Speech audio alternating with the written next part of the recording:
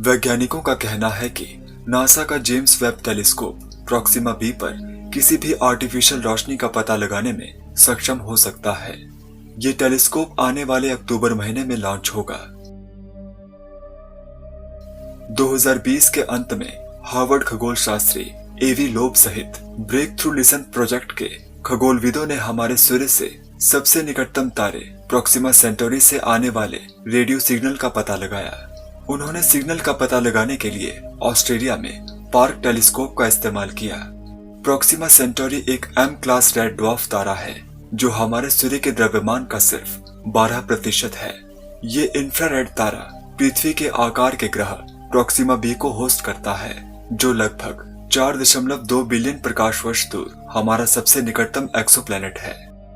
ये प्लैनेट रहने योग्य क्षेत्र में परिक्रमा करता है जहां तरल पानी ग्रह की सतह पर जीवन के रसायन विज्ञान की अनुमति दे सकता है। प्रॉक्सिमा बी पृथ्वी की तुलना में अपने तारे के 20 गुना करीब है और ऑब्जर्वेशन से पता चलता है कि ये ग्रह स्थायी रूप से टाइडली लॉक्ड है। इस ग्रह के एक हिस्से पर लगातार तारे की रोशनी पड़ती है और वहीं दूसरा हिस्सा गहरे अंधकार में डूबा रहता है। अपने तारे से इंटेंस रेडिएशन के निरंतर प्रवाह के कारण इस ग्रह का रोशनी से भरा हिस्सा शायद जीवन के अनुकूल नहीं होगा, हालांकि अंधेरे से भरा हिस्सा जीवन को आश्रय दे सकता है। इस प्रकार वैज्ञानिक सोचते हैं कि अगर प्रॉक्सिमा बी पर कोई भी संभावित टेक्नोलॉजिकल सभ्यता होगी तो वो प्लेनेट के गर्म रोशनी वाले हिस्से से ठंडे और अंधेरे से भरे हिस्से की ओर गर्मी और बिजली को स्थानांतरित करने का विकल्प चुन सकती है। प्रोफेसर लोब का सुझाव है कि एक सभ्यता रोशनी के लिए शक्तिशाली दर्पणों को तैनात कर सकती है या अपने शहर को रोशन करने के लिए बहुत उज्जवल एलईडी की तरह की रोशनी का उपयोग कर सकती है। तो अब वैज्ञानिकों का कहना है कि नासा का लॉन्च होने वाला आगामी James Webb telescope Proxima B पर आर्टिफिशियल रोशनी का पता लगाने में सक्षम हो सकता है। ब्रेक थ्रू लिसन प्रोजेक्ट की टीम का सुझाव है कि वैज्ञानिक नए टेलीस्कोप को कॉन्फ़िगर कर सकते हैं ताकि प्रॉक्सिमा बी ग्रह पर एलईडी लाइट के सबूत मिल सके। चूंकि जेम्स वेब टेलीस्कोप हबल से बड़ा और अधिक संवेदनशील है, ये हमें अंतरिक्ष में और आगे बढ़ने की अनुमति देगा और काइपर बेल्ट से प्रॉक्सिमा बी जैसे एक्सोप्लैनेट तक आर्टिफिशियल रोशनी की खोज का विस्तार करेगा। टीम ने जांच की कि क्या खगोल वैज्ञानिक प्लैनेट और उसके तारे से लाइट कर्व्स की गणना करके प्रॉक्सिमा बी के अंधेरे से भरे हिस्से पर आर्टिफिशियल रोशनी का पता लगा सकते हैं।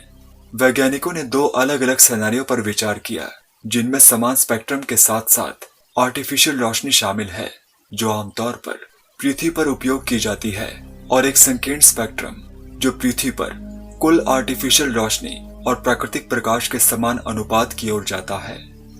यदि प्रॉक्सिमा बी के अंधेरे से भरे हिस्से पर आर्टिफिशियल रोशनी प्राकृतिक रोशनी से भरे दूसरे हिस्से के 5% तक पहुंच जाती है तो James Webb Space Telescope artificial रोशनी को 85% की निश्चितता के साथ पहचान सकता है, और अगर आर्टिफिशियल रोशनी 9% तक पहुंच जाती है तो जेम्स वेब का पता लगाने का विश्वास 95% तक बढ़ जाएगा।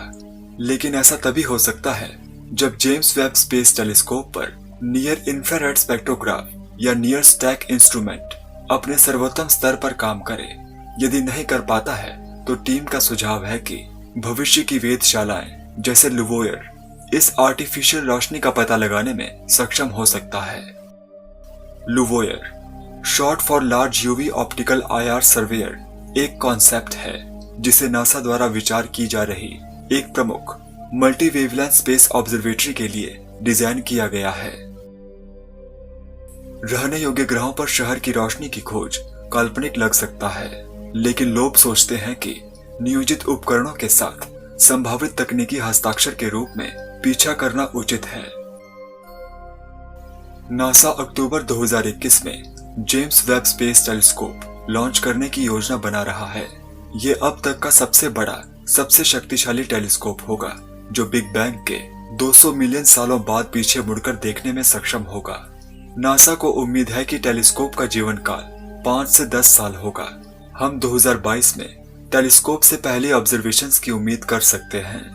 Professor lobe break through Starshot परियोजना में भी शामिल हैं, जिसका उद्देश्य केवल 20 सालों में high speed laser guided light को प्रॉक्सिमा सेंटोरी तक भेजना है। खगोलविदों ने एक पेपर भी लिखा था जिसमें दावा किया गया था कि interstellar asteroid Oumuamua extraterrestrial intelligence की एक कलाकृति के साथ मानवता का पहला संपर्क था। हालांकि लोब ने अब अपना ध्यान प्रोक्सिमा बी की ओर लगाया है। एलियंस की जिज्ञासा रखने वाले वैज्ञानिकों के लिए ये दुनिया एक प्रमुख उम्मीदवार है जहां सौरमंडल के बाहर इंटेलिजेंट एलियन लाइफ के संकेतों की तलाश की जा सकती है।